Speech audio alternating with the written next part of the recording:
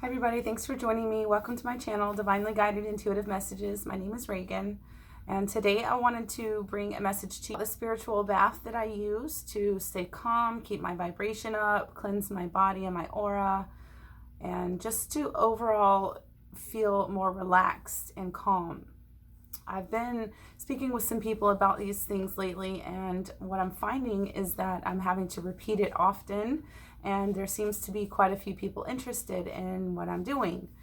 And so I thought that I would just create a video on it really quick, and hopes that more people can benefit from some of the things that I'm experiencing. As some of you already know, I've had a spiritual awakening. I've encountered my twin flame, and I've been learning a lot of soul lessons all throughout the year last year in 2019, and it continues for the rest of my life, I'm guessing. So I'm just trying to really grab onto this situation and get the full benefit from it. And so far so good, I think, because I'm feeling a whole lot better than I was this time last year. And so let's move right into the spiritual bath, okay? So what I do is I take a bathtub full of really hot water, and I put about a cup of sea salt inside of the bath and let it dissolve. Now this needs to be sea salt, actual sea salt, because it is something, think of it as the same idea as taking a dip in the actual beach. So it needs to be really as close to nature as it can be. So I fill the bath water about 3/4 of the way full with really hot water. I put about 1/4 to a half a cup of sea salt in there and I let it dissolve. And then I set it up with my stones.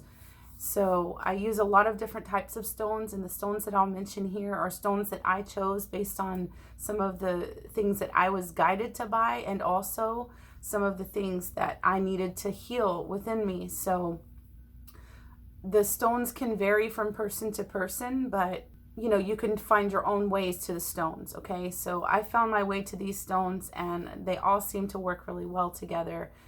So some of them are really strong, and others act like a master stone and amplify the energies of the stones around it. So I set my bathtub with my stones, and I put a little bit of essential oil in there. I use like rose oil or eucalyptus is the ones that I've had hanging around for a little while now that I've been using. So maybe next time I'll try something else, gardenia or lily or jasmine or something like that. So it just depends on which one resonates well with you. They're all soothing in different ways, so you can just choose the one that most resonates with you. Okay, you can look everything up on the internet, or you can ask the people at your local crystal shop. So some of the stones that I use are Moldavite, phenakite, kunzite, herkimer diamond, sugilite, shungite, citrine.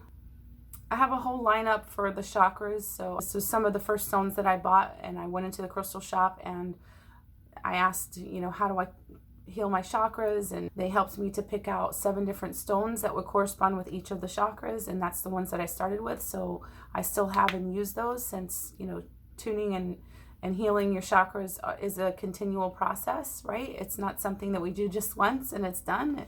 We actually have to keep on doing these spiritual practices so that we will get the maximum, and full long-term benefit from them, right? So another stone that I really like is the black tourmaline. This is a really good stone because it helps to align the spine, among other things like psychic protection.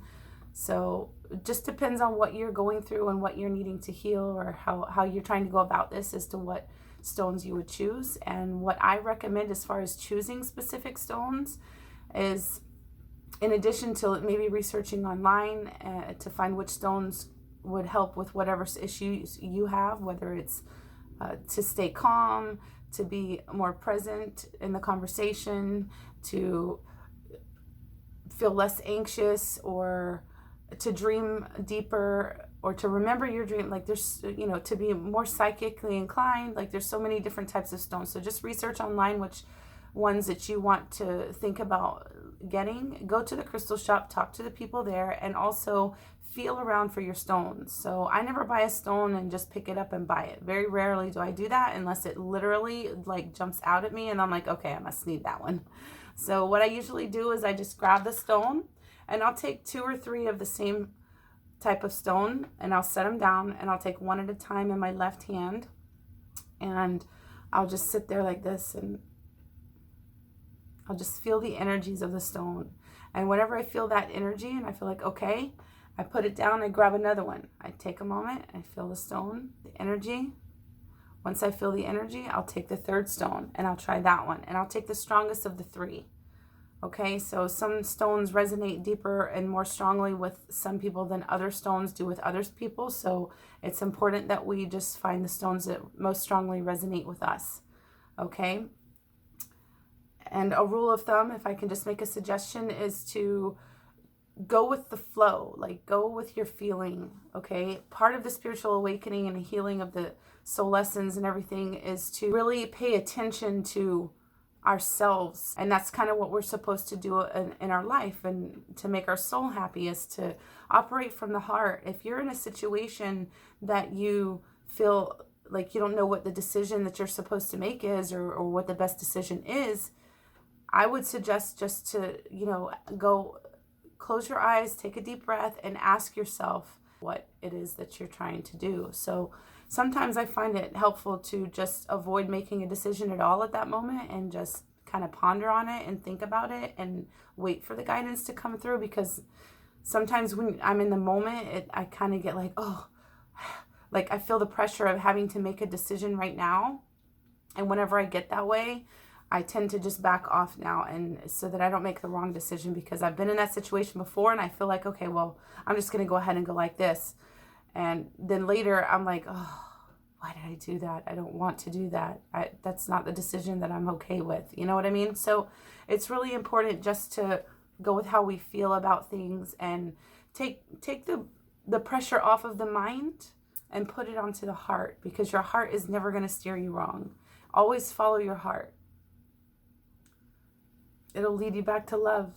And that's where we're supposed to be. That's the only other thing I wanted to mention to you guys was about the Moldavite water that I drink. I use a small piece of Moldavite and 3 or 4 small quartz crystals, and I put them inside of a glass container, I'd say about a half a gallon glass container with a lid on it, out in the sun for about 2 hours or more during the day.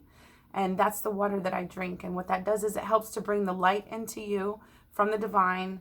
It helps to, amplify the healing of the chakras and help keep your vibration high.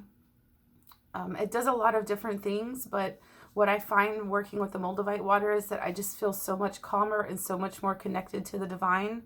And so my messages come through more clearly, and I know quicker the decision that I should be making based on my guidance versus the ego-based decision that I may have made otherwise. So I definitely recommend the Moldavite water. If anybody has any questions or wants to add anything that they do to help them keep a high vibration, stay calm, or bring in more light, we're welcoming all of those comments constructively down in the comment section, and my information to contact me will be there below as well.